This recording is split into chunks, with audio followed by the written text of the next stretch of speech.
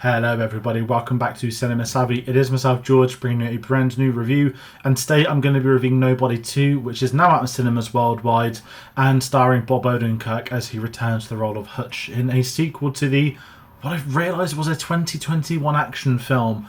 A film that we reviewed on the channel many years ago, a film I had a lot of fun with. I'll be talking about that. But as always, I do want to hear from people watching at home. So please do comment your thoughts on Nobody 2. If it's a film you've seen, maybe you saw the original over the last few years, something you're curious by, something you're going to hold out on. I'm really intrigued to know what people think of this one, so please do get involved.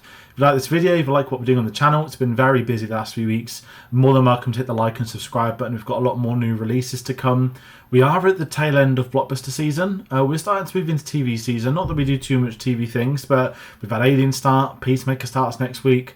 We do have a spoiler-free review on the first 5 episodes on the channel now, but yeah, it's come sort of like at the speed of a truck, I feel, the last few weeks, and we'll maybe do something to wrap up blockbuster season in the coming days and weeks. If there is an announcement, I'll put it on our social medias, which is a great reminder to follow us on there. We do announce what we're going to be reviewing, what we're going to be talking about. But as I said, we are here talking Nobody 2. Directed by Timo Tchato, and that is a director I've not seen a film of his before. I believe he's done 3 feature films, none of which in the English language, all action films. And I know that Bob Odenkirk has spoken in the press tour about wanting the right director for this, and that he's seen his other work, which is very interesting. And I'll talk about a little bit more of the direction shortly. But if you're curious, if you haven't seen the film, no spoilers from me. But if you have, let's just very quickly recap the story. And this one's a bit of a road trip. We've got Hutch and his family heads to Plummerville for a vacation due to his struggling work-life balance. That's the best bit I can say of the story. And as we'd expect with an action film such as this, with his line of work, all is not as it seems in Plummerville. And that is the roots of this film. A film, if I start going into now, I had a lot of fun with. I hadn't seen a single trailer for this film. I'd seen nothing on the marketing. It kind of just seemed to come out at the cinema. I was invited to the press screening, but I didn't get the chance to go. I think that was on Wednesday night. I think the reviews have been positive. And it is a traditional, old school, I'd say like a B movie, like an action movie. Bob Odenkirk, obviously, everyone loves. He's like just every time he appears in a film or TV, he's welcome, isn't he? He's a welcome present no matter what it is. And I really enjoyed that first Nobody film that sort of not changed my mind on him as an actor, but it was great to see him doing something else, a film I sort of had in the veins of John Wick. I think it was very high up on my rated of 2021 films, if I'm honest, if I'm going that far back. And the fact it's been 4 years to get the sequel has completely blown my mind. I didn't think we'd get a sequel, not that it needed one as such, but when you get action films, you get B-movie films, they're successful, they're entertaining, they're good. I'm never going to say no to another one. And this one having a 90-minute runtime is absolutely beautiful. I cannot underestimate the power of a 90-minute runtime. And a film can be 3 hours. I've got no problem with that. But there's something so lovely about going into something so quick, no scenes dragged out, making use of its smaller budgets, that sort of thing. I do love a 90-minute film. And I think at times they can be some of the best films to be watching. But that being said, before I talk about the characters, I want to talk about a key component of this film, which is the action. And the action in this film, like the first one, is very good. The sequences they're able to do in this film, on a relatively small budget, $25 million, still seems high, but if you look at how many insane blockbuster budgets we get these days for action films, this seems somewhat lower than what it could have been. And the action I loved in this, it was shot very well and choreographed well. I like the, not anti-Taken, and it's certainly not anywhere near Taken's level. It's also not on a level of something like The Raid, where everything is shot within camera, within frame. But I think the action choreography goes a long way in this, and we have to hand it to the director involved for that, for the stunt choreography crew. This is a part of the identity of, I guess we consider Nobody films now, that they shoot action in the correct way. And I say correct way because action should be shot for you to be able to follow at home. It shouldn't be quick, needless cuts every other millisecond. It should let you be able to view it, to take it in, to appreciate the stunts work, whether that be stunts, whether it be films with visual effects, when you get to appreciate that. There is something about action being shot in frame that works so much better than without it. And I think we're starting to see this movement, certainly post John Wick, where more and more action films are starting to raise the level. It's like they're trying to outdo one another of who can do the best sequences, which actor wants to get involved the most. I love that this is somewhat happening in Hollywood, and for this film to do it on the budget it has, I thought was great.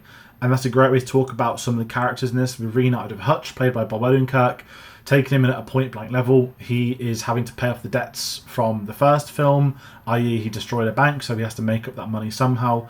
And it's safe to say his family life's not going too well. He's an absent father, he's always working, he's got to claw back some of that debt, and he just needs a break. His family is struggling. We've got Becca returning, played by Connie Nielsen, who I didn't get the chance to rewatch the first one before this, but I sense that she had a bigger role in the second film. I feel like she had more of a presence in this than that first one, and I liked it for it. But at the same time, we don't lose anything from Bob Odenkirk, who is so great in this film. I feel like he's found a character that works for him, where we can just sit there and say, great, it's not Saul Goodman, because we love Saul Goodman, and that is an iconic character from TV that sometimes actors can take their careers with them. And I don't see Bob Odenkirk as that. I do see him as himself, as a performer, and I do like the character of Hutch. It does feel both physically and emotionally, in terms of like facial performance. What am I on about? Just in terms of how he is acting on screen, it feels different to what we've seen from him before. And I have to say, I loved the dynamic of them having a holiday as the backdrop for this film. How do you do a sequel? They just want to have a normal holiday. They want to spend time with the kids. We're seeing some of his life, you know, him being a second generation, coming down from Christopher Lloyd.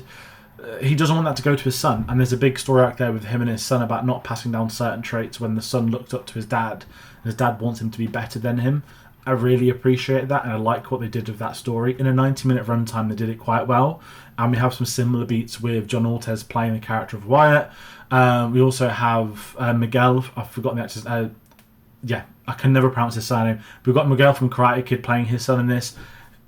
Considering the action he's done in Karate Kid, he's really not in this much. I get why, but I just wish we could have had a little bit more from him. So there's a lot of things about this, about the characters, about the story.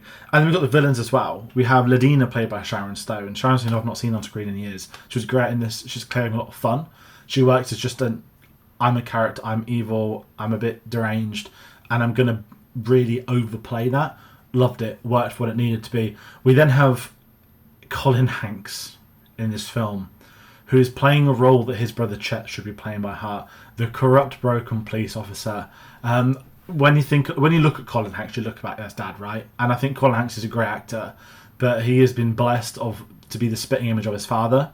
And so many of his roles, I've personally always felt like have been very Tom Hanks-esque, where he's just so lovely, so likeable. He's got the innocence.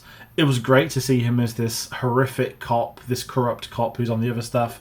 He got to have a bit of fun playing a villain, and I liked Colin Hanks in this film. I just did sit there thinking, okay, imagine if this was Chet Hanks, how different this would be. If you don't know who Chet Hanks is, Google Hanks family photo, and you will soon know. I definitely recommend that. But going back to the film, I want to talk about one of the best things in this, which is the low budget.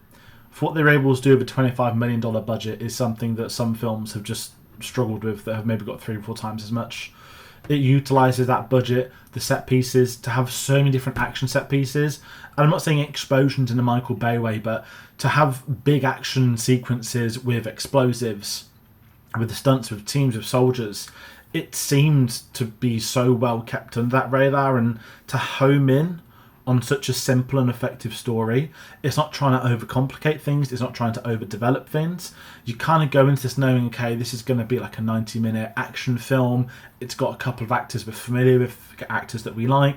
Let's sit back and have a bit of fun. And I think this is something that audiences will have a lot of fun with. There's some really inventive action sequences as well, I must say.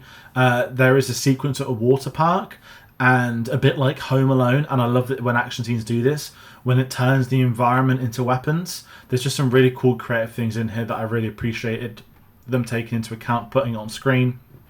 Obviously it's rated 15 here in the UK. It's a lot more violent than some of the other films will be, but I think it worked. Overall it worked. It was a very pleasing film for me. And that kind of lends into that next question, how I end these reviews. Now, do I recommend this film? I'm going to say yes.